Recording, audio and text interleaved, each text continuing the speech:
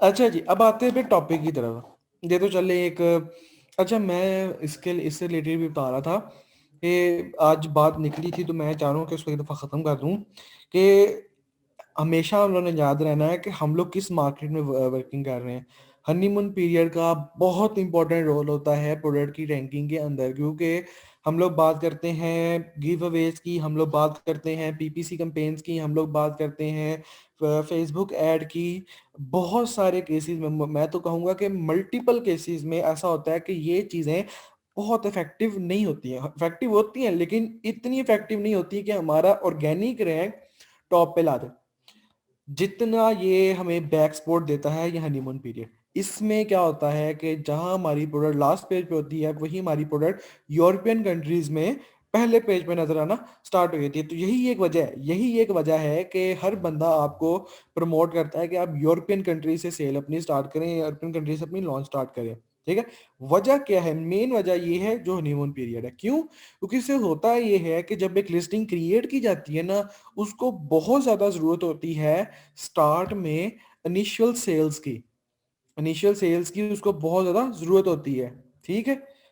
अच्छा, तो initial cell की एक लिस्टिंग को बहुत ज्यादा जरूरत होती है। क्यों? क्योंकि उसने उसको बूस्ट करना होता है उसके बैक एंड पे एल्गोरिथम को। क्यों? क्योंकि इनिशियली 1 डेढ़ 2 हफ्ते में जब वो लिस्टिंग क्रिएट होती है, तो amazon देख रहा होता है कि लोगों का रिस्पॉन्स कैसा है इस लिस्टिंग के ऊपर। और amazon खुद भी ये चेक करता है कि इसलिए लिस्टिंग क्रिएट हुई है, इस लिस्टिंग के ऊपर रिस्पॉन्स क्या है। हमें नहीं पता होता, लेकिन amazon अपने एंड से किसी ना किसी तरह हमारी लिस्टिंग के ऊपर ट्रैफिक बेस्ड है। अब वो ना परचेज करें वो अलग चीज है, वो परचेज नहीं करते, उसका फैक्ट ये होता है कि उसका फैक्ट आ जाता है हमारी रैंकिंग के ऊपर, और हमारी बीएसआर बहुत ज्यादा फ्रीज हो जाता है। तो फ्रीज को वापस रैंक में लाने का बहुत मुश्किल हो जाता है। तो लेकिन ये जो यूरोपियन मार्केट्स हैं, जब इनमें हमारी प्रोडक्ट टॉप पे ही ला के रैंक छोड़ दी जाती है 1 डेढ़ महीने के लिए, उससे ये होता है कि हमारी लिस्टिंग को इनिशियल बूस्ट मिल जाता है। ठीक है। उसके ऊपर सेल आना स्टार्ट हो जाती है, हमारा ब्रांड नो हाउ हो जाता है अमेजोन के साथ। अब ये भी एक कंडीशन है कि ये जो हनीमून पीरियड है, बात तो ये हर कोई करता है कि आपको ये पीरियड मिलता है, आपकी लिंक पहले पेज पे होती है, इसमें आपने रैंकिंग करनी होती है, इसी फ्रेज में आप कैंपेन भी चला देते हो, और आप देखते हो कि आपके कॉम्पिटिटर को कितनी सेल आ रही है। तो क्या पहले पेज पे आपको इतनी सेल आ रही है? अगर तो नहीं आ रही, फिर आप कैंपेन चला देते हो, फिर आप उसके लिए गिव अवे भी कर देते हो। वैसे यूरोपियन कंट्रीज में कैंपेन ही चलाते हैं। ठीक है। तो आप फिर क्या करते हो? आप अपनी वेलोसिटी को मैच करते हो अपने कॉम्पिटिटर की वेलोसिटी से, ताकि 2 महीने बाद आपका रैंक गिरे ना। 2 महीने बाद फिर जब आपका रैंक गिरता है ना, फिर उसको वापस ऊपर लाना बहुत मुश्किल हो जाता है। ठीक है। यही वजह है कि आप लोगों ने री रैंक वाली पोस्टें बहुत देखी होंगी कि मेरी प्रोडक्ट को री रैंक कर दो, मेरी लिस्टिंग री रैंक कर दो, उसका रैंक गिर गया है, उसको वापस हमने रैंक पे लेके आना है। ये चीजें आप लोगों ने बहुत ज्यादा सुनी होंगी। ठीक है। तो यहाँ पे होता ये है कि वो लोग ठीक तरह फायदा नहीं उठाते अपने पीरियड का, और उनकी प्रोडक्ट रैंक से गिर के दोबारा नीचे आ जाती है। तो इस ये एक तो ये चीज होती है। लेकिन ये जो पीरियड होता है हनीमून पीरियड, ये मिलता किसको है? ये हमेशा एक रजिस्टर्ड ब्रांड सेलर को मिलेगा। कभी भी कोई नॉन रजिस्टर्ड ब्रांड इस चीज से फायदा उठा नहीं सकता। ये है एक लिमिट। ठीक है। और अगर मैं आप लोगों को बताऊं कि 90%, 90 तो नहीं शायद, लेकिन 80 to 70% लोग ये जो है हनीमून पीरियड से बहुत ज्यादा फायदा उठा लेते हैं। खासकर सीजनल प्रोडक्ट वाले, जिन्होंने सीजनल प्रोडक्ट लॉन्च करनी होती है, वो इन मार्केट्स में अपनी सीजनल प्रोडक्ट लॉन्च करते हैं। पीरियड की वजह से, हनीमून पीरियड की वजह से उनकी प्रोडक्ट पहले पेज पे आ जाती है, और वो सेल करके 1 डेढ़ महीने में, 2 महीने में सेल करके लो जी, पैसे अर्न किए और चले गए। क्योंकि पीक टाइम पे आते हैं, पीक टाइम पे उनकी प्रोडक्ट पहले पेज पे होती है, सेल ली और चले गए। ठीक है। तो काफी सीजनल प्रोडक्ट को अलाउ किया जाता है यूके मार्केट्स में। ठीक है। एक तो ये चीज होती है। लेकिन कंडीशन क्या है? कंडीशन है रजिस्टर्ड ब्रांड। ब्रांड रजिस्टर्ड नहीं है तो ना आपको हनीमून पीरियड मिलेगा, ना आपको इनिशियल वेलोसिटी मिलेगी, ना ही आपको इनिशियल रिव्यू वेलोसिटी मिलेगी। ऐसी चीज बिल्कुल भी नहीं होगी। क्योंकि होता यह है कि अगर आपका कोई सेलर है, सॉरी, जिसने आपसे प्रोडक्ट परचेज की है, आपकी पहले पेज पे आपकी लिस्टिंग देख के, तो प्रोडक्ट परचेज करने के 7 से 8 दिन बाद अमेजोन उस बायर को मैसेज करता है, बगैर आपको बताए।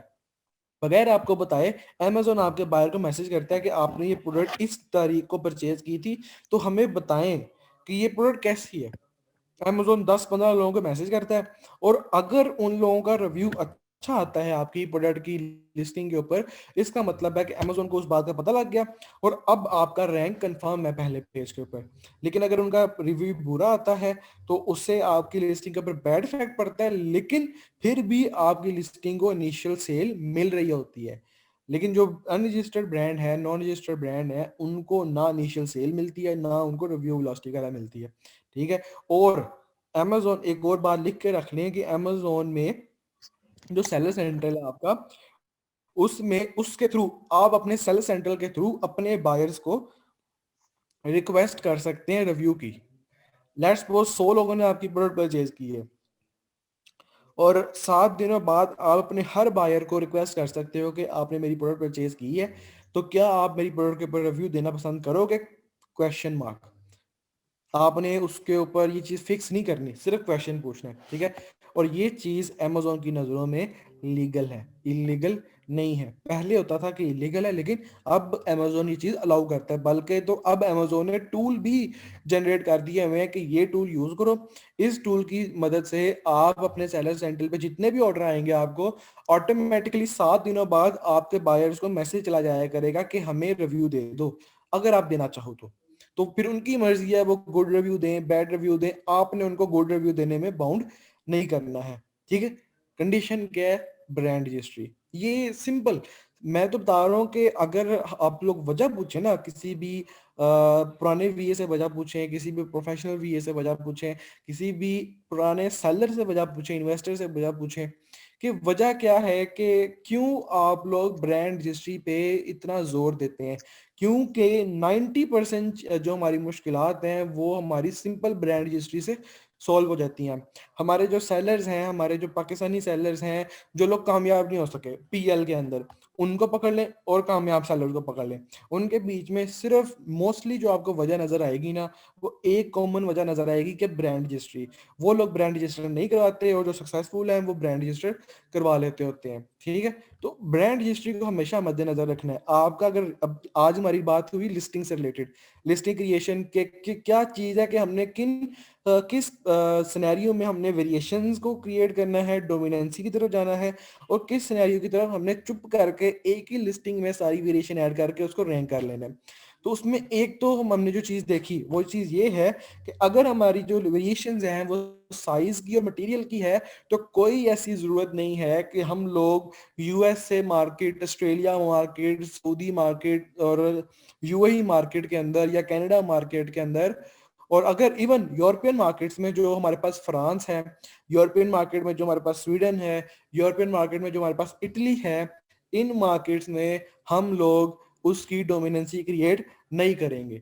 क्यों? क्योंकि उनकी अलग अलग रैंकिंग करनी पड़ेगी। लेकिन जो ये दूसरी मार्केट्स हैं जिसमें हमारे पास यूएस है, सॉरी यूके है, जिसमें हमारे पास जर्मनी है, ठीक है, इन दो मार्केट्स में अगर हम वर्किंग कर रहे हैं तो आप लोग अपनी डोमिनेंसी क्रिएट करें, उसके ऊपर कोई रिस्ट्रिक्शन नहीं है। एक तो ये चीज हमने देखी। सेकंड सिनेरियो क्या है? सेकंड सिनेरियो ये है कि अगर तो आपके पास अगर लेट्स सपोज 3 वेरिएशन है और आप ये यूएसए जैसी मार्केट्स में वर्किंग कर रहे हैं, तो अगर आप डोमिनेंसी क्रिएट करना चाहते हैं तो एक सूरत ये है कि आपके पास तीनों वेरिएशंस को रैंक करने का बजट होना चाहिए। और ये नहीं कि पहले आपने एक रैंक